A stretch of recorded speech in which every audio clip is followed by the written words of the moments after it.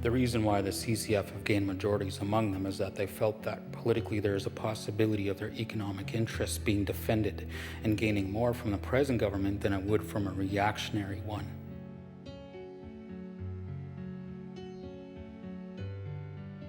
In the 1930s, Jim Brady, Malcolm Norris, Joe Dion, Felix Calahoo, and Peter Tompkins, collectively known as the Fab Five, began the lifelong mission of taking on the Métis cause.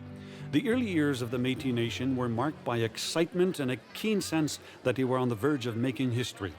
Brady and his colleagues made strides in Alberta when they founded the Métis Association of Alberta in 1932. Later on, Brady and Norris were instrumental in helping to found the Métis Association of Saskatchewan. Everybody was helping, and so it wasn't, and there was a sense of excitement, so that by the time the 60s came along, you really believed that this was it now. We were really going to change the world, because look what was happening all over, and we were going to be a part of that.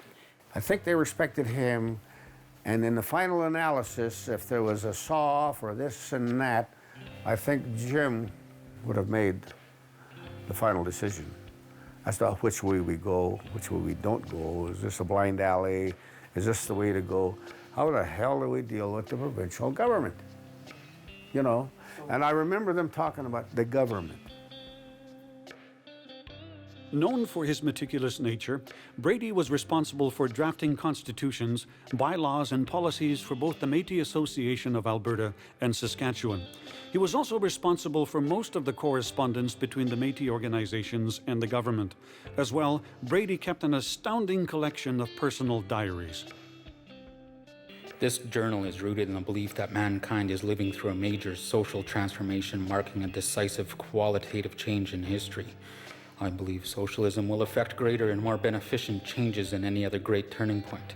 I want to explain how a Métis living in modern times arrives at the viewpoint of socialism. Such an illustration can be made either abstractly or concretely. Only socialism can bring out the culture and civilization and camaraderie in the relation of a man to a man never before equaled in human history. Civilization will scale the heights out of the dark age of humankind when man was pitted against man, nation against nation, race against race. We must advance unafraid to the establishment of a system that will not be smeared with the shame of human degradation. The CCF came into being in Saskatchewan in 1944, and they both were asked to come in. I think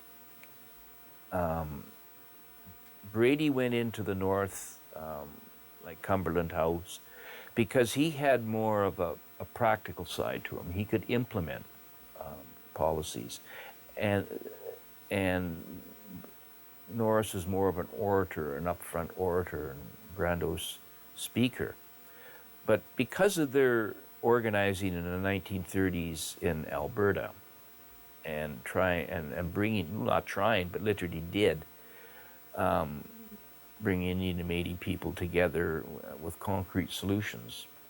They were asked by a reform-minded government, CCF, to come here and implement their policies in the north.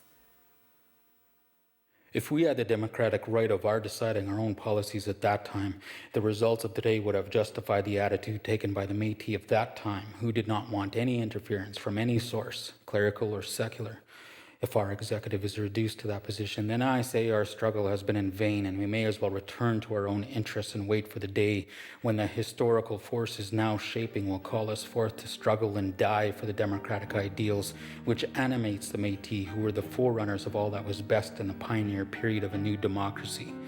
The whole world knows of our struggles and respects the independent spirit which I know is not dead among men. We have given our fellow Canadians great examples of devotion to the principles of justice and elemental liberty.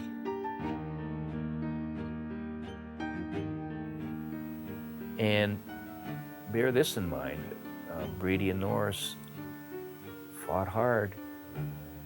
They were wise against the government funding of political organizations. And you can see that just deeper and deeper and deeper. Internal struggles within the organization began to take a toll on the leaders. a decision to back up a candidate of the Cooperative Commonwealth Federation would soon backfire, as the CCF turned their back on the Métis Nation as soon as they got into power. A decision by some members to turn away from the nation to focus on their work for the CCF, coupled with a financial scandal in one of the chapters, threatened the future of the organization. So they then went and said, okay, we are going to organize around the economic conditions of people, create the colonies. Their idea of the colonies was not for separate development, but just to provide an economic base, a land base in which economy could be developed, and the people would raise themselves, would be raised or raise themselves to the same level of everybody else. What they then saw was the colonies was turned around and against them, and they essentially became reservations in which the people went off, were lured off, seduced, to go into, and then forgotten. When you're a critical thinker, you can look ahead and you know what's going to happen. You know that if we're having problems with water, they're building dams again. Well, you'd have a discussion. Yeah, they were doing that 50 years ago. So why are they doing it again now? People would have those kinds of discussions. Well, if they're building dams, what else are they doing? There's other resources they're going to tap into, because you don't build dams for no reason. So everybody talked like that all the time. What we don't have today, that's why I don't like to think of them as being ahead of their time. You don't have people talking like that. You don't find Native people talking like that anywhere. Everybody's talking about, let's make a deal, or let's, what can we get out of this, but nobody is talking about how can we change it, even saying, if this happens, then this is what's going to happen. Nobody thinks like that. Brady knew what ultimately had to take place, in terms of changes in the North.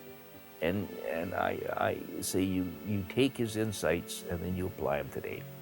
He knew that there had to be a fundamental transformation of the economy. The CCF was not prepared to do it. They wouldn't go that far. They would just make social reforms, and beneficial as they were, but they would not go to any great extent on economic reforms. Create co-ops, fine, but they would not fundamentally challenge capitalism itself. And that's what Brady understood.